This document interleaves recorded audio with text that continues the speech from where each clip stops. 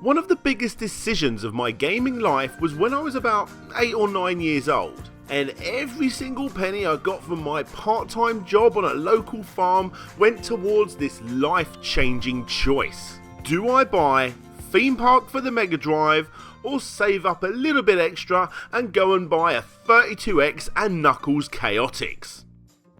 Time drifted on, and what felt like an eternity, when I would ask pretty much everyone I ever came into contact with, regardless of their interest level, what would they do? I spent an ungodly amount of time in local newsagents, flicking through the pages of every magazine, looking at screenshots of these two upcoming games. I was absolutely obsessed with what game I should probably get next. However, in the end, it actually worked out to be a pretty easy choice. You see, when Theme Park eventually came out, I had managed to save up about 50 quid, which was pretty much what the game actually cost, and I needed at least double that before I could get my hands on the 32X and a game. In other words, being an impatient tight arse won me over, and Theme Park by Bullfrog became the latest addition to my Mega Drive collection. What a bloody awesome game, being played at a time when I started to become obsessed with theme parks in general after an awesome family holiday to Florida. To this very day, theme parks have played a big part of my family's life, and I honestly believe that this game really did help with that obsession. So, join me as we enter Slope World and look into the very best work simulation game franchises ever made, where we're going to be looking at the history, the development, the people behind it, and of course, the games. Welcome to Slope's Game Room.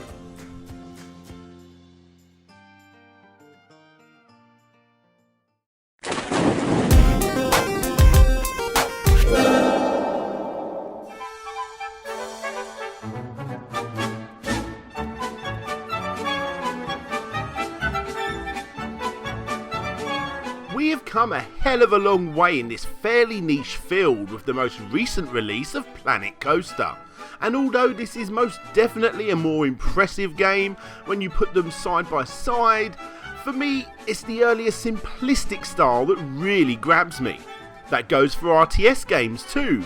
There's just something about those earlier Command & Conquer games, for instance, that really do feel so much more inviting compared to the hour-long tutorial games that came after it.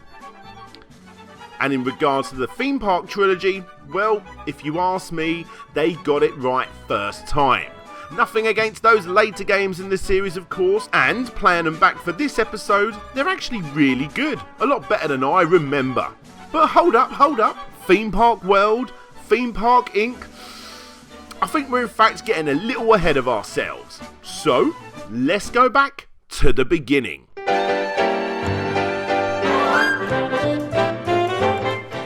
Whoa, how far back have we gone?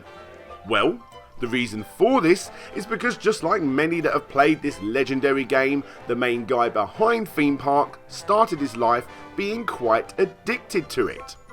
Peter Molyneux, probably more well known nowadays for being the butt of every Guru Larry joke. Hello, you. There was a time, however, believe it or not, that this guy was actually a very well respected individual.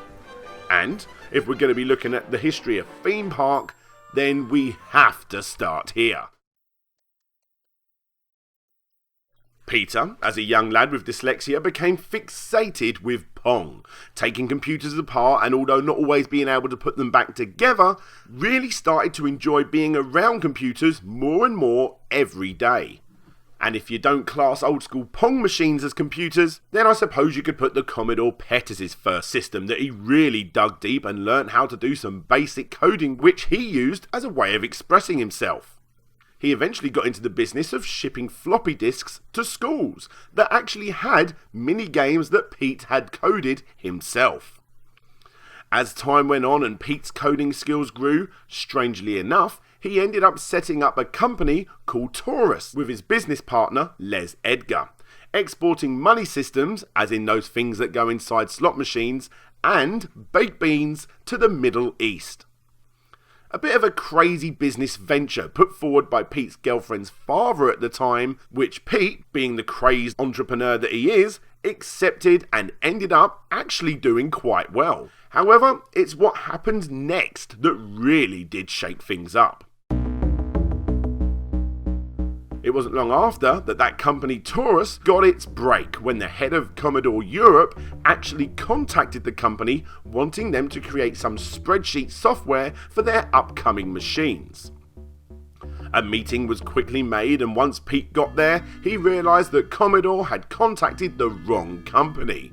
They didn't want a meeting with Taurus, they wanted a meeting with Taurus. And just as Pete was going to fess up, the company offered several brand new free machines and a space at a German-based expo to promote the product. So he kept his mouth shut and accepted the offer. Time passed on whilst Pete desperately tried to turn his basic game making skills into database building skills, and after several threats to shut it down if he doesn't hurry up and finish it, Acquisition was born. And it was a pretty decent bit of kit. In fact, the software ended up winning Product of the Show and sold 2,000 copies straight away to an unknown American company. Things were looking up for the small startup company, and around about the same time, a friend of Pete's asked him to convert his game Druid 2 for the Atari ST to the Amiga.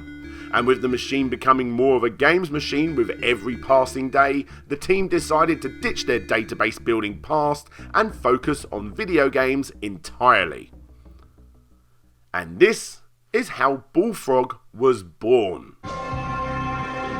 Quite a few games came and went, most of which were incredibly popular, such as Populous and its sequel, Populous 2 Trials of the Olympian Gods, as well as mine and on a retro tips favourite, Syndicate, which may even get its own complete history one day. But one day, after visiting a theme park, Peter became fascinated as to how it all worked, as well as wishing the roller coasters were a tad more frightening. The obvious next thought process was, you guessed it, a theme park designing game. Peter quickly got to work on his own to create a basic first build to show the rest of the guys at Bullfrog, and after the team agreed it was the way to go, they jetted off visiting theme parks all over the world, trying out different rides and roller coasters, and taking note of the atmosphere all over. According to Peter himself, the main inspiration for theme park was Alton Towers in the UK and Great America in Los Angeles. He also went and spoke to several park owners and quickly worked out that the majority of the park's layout is placed in a way to get the punters to buy as much as possible.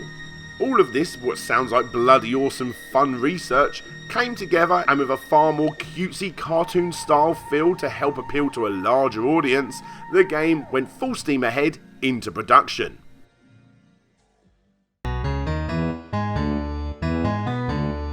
Dad, I'm really bored. Bored? You there? Hey? Good day to you. I'm the advisor, and I'm here to take you to a magical land. You first, lad. Friends can come too. Even grown-ups. I almost forgot.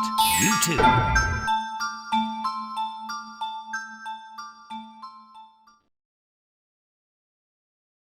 Go!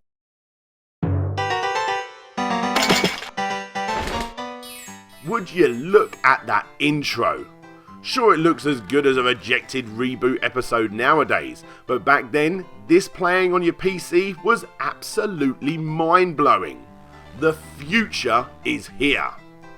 The game starts with you getting some free land in the United Kingdom, and with a limited budget, you can start building your theme park. Build paths, gift shops, toilets, lakes, trees, and of course, theme park rides. Basic at first, but depending on how much money you chuck on research, each of these different types of attractions will eventually unlock more for you to play with. And as a young kid with an attention span that was probably shorter than Bob the Goldfish, this is all I saw of the game. And it's probably why I didn't do too well and ended up only selling my theme parks once or twice before eventually going bankrupt. You see, there is a lot more under the hood with Theme Park than just simply building your dream getaway, or trying your best to make a roller coaster so big that it fills an entire play area. Remember all that research that Peter did with theme park owners about earning the most amount of money as possible once the guests are in the park? Well, as I grew older and wiser I suppose, you realise that keeping the guests happy enough to spend all of their money once in is just as important, probably more important than making it look pretty. Eventually, the more you play, the more of that childlike innocence flies out the window. Cutting down the size of rides to make room for others, or completely ignoring the new ride design in favour of some new shops, adding salt to the chips and a drink stand nearby, obviously making sure you add extra ice cubes to the drinks first, extra caffeine and sugar to other drinks to make them hurry themselves up and get out of your park so you can get more people in, and my personal favourite, putting the toilets at the end of a path with only one way out, past the gift shop. As soon as you realise that the entrance fee is the least of your worries, followed closely by how much fun they're actually having, you will become the man. The man that others want to stick it to. But a big middle finger to those guys, you don't care about them, it's all about the money, money, money. Yeah, in reality, it's a harmless business-like simulation. And I'm struggling to think of a game that I played completely different as a kid than I do nowadays, but still get just as much enjoyment out of it. And maybe that's why I love this game so bloody much. No matter what your age, building a theme park and as you get older managing a theme park is a glorious, almost unbelievable thing to do. And unlike other sim style games, you know what you're getting as soon as you see that colourful box. And come on, building a bloody theme park? That's surely more exciting than say, building a hospital. But we're not covering that in this episode. That, ladies and gentlemen, is for the very next Complete History. As the world mostly moved away from the 16-bit generation and I had now purchased Theme Park twice for both the Mega Drive and again for MS-DOS in a nice double pack with Railroad Tycoon, a lot of those early Theme Park adopters ended up jumping ship with Roller Coaster Tycoon, another amazing series of games which perhaps I will end up covering in detail in the future, which will be a great excuse to finally go out and buy that ridiculously sized board game.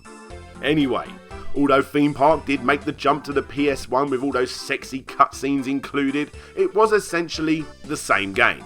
But you also have the Japanese Theme Park remake, Shin Theme Park. Pretty much the same game once again, but redesigned for a Japanese market for the PlayStation 1 and Sega Saturn. Most definitely an oddity in the Theme Park franchise. This one's worth seeking if you want to collect them all, but it's nothing new. Plus you actually need to be able to read Japanese. What we wanted was a true sequel, and sadly, what we ended up getting was Theme Park World.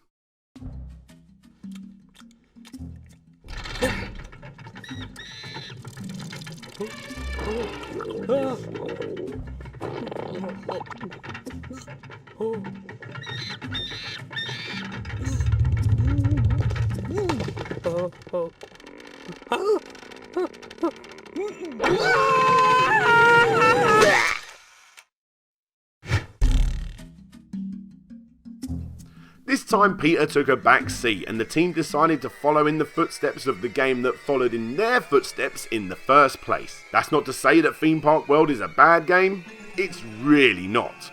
Like I said earlier, I actually had a surprising amount of fun playing this, and there's a reason a hell of a lot of other tubers seem to love this game too. It's basically the same reason I love the original.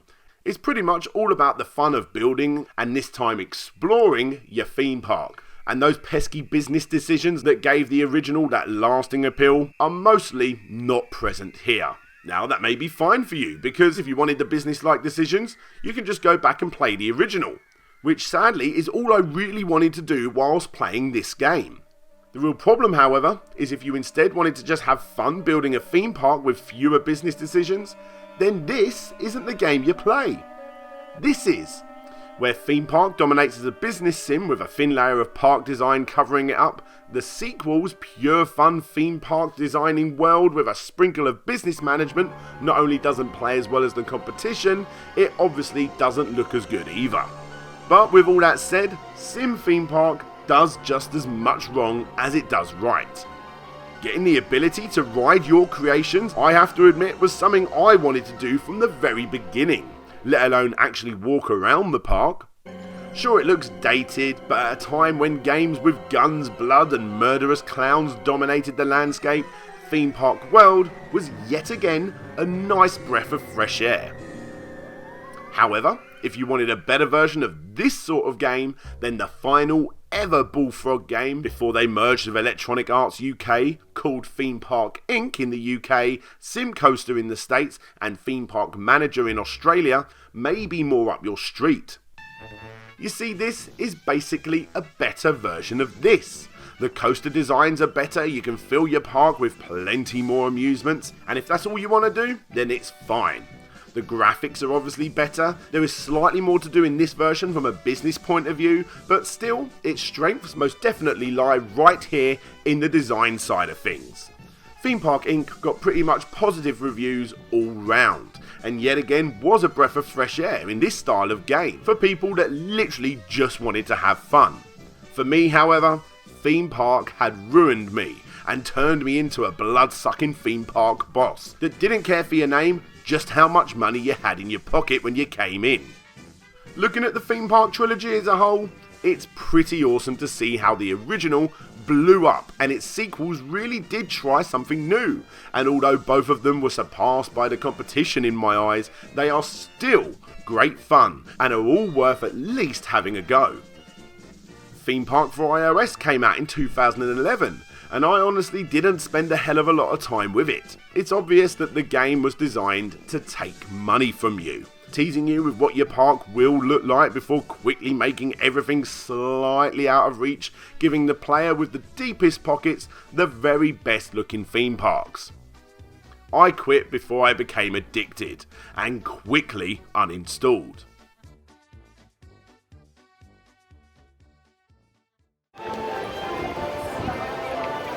When I look back at some of my fondest gaming memories, sim games are always on the top of the list.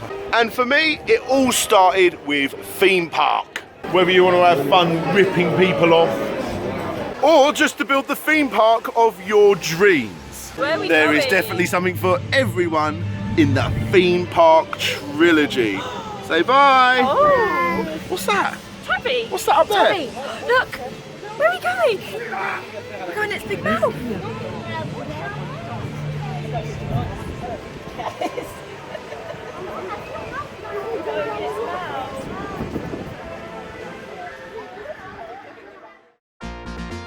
Hey there guys, thanks for checking out the video. A big special thanks goes out to Ryan Burford, Ted Kimmel, Ian A. Chapman, Phil Lowlins, Downright Superb, James Loveridge, Casey Garner, Blitz Hedgie, Ben Hall, Taylor Almond, Team Not Crash and Tiago Piera dos Santos Silva.